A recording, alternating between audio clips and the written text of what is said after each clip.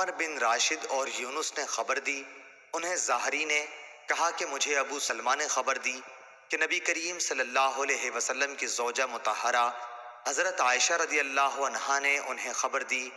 کہ جب حضرت صلی اللہ علیہ وسلم کی وفات ہو گئی،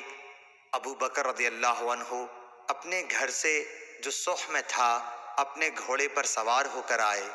اترتے ہی مسجد میں تشریف لے گئے،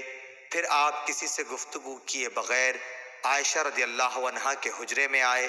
جہاں نبی کریم صلی اللہ علیہ وسلم کی نعش مبارک رکھی ہوئی تھی، اور نبی کریم صلی اللہ علیہ وسلم کی طرف گئے۔ حضور اکرم صلی اللہ علیہ وسلم کو برد حبرہ یمن کی بنی ہوئی دھاری دار چادر سے ڈھانک دیا گیا تھا۔ پھر آپ نے حضور صلی اللہ علیہ وسلم کا چہرہ مبارک کھولا اور جھک کر اس کا بوسہ لیا اور رونے لگے۔ آپ نے کہا، میرے ماں باپ آپ پر قربان ہوں، اے اللہ کے نبی، اللہ تعالیٰ دو موتیں آپ پر کبھی جمع نہیں کرے گا سوائے ایک موت کے جو آپ کے مقدر میں تھی، سو آپ وفات پا چکے۔ صحیح بخاری حدیث نمبر 1241۔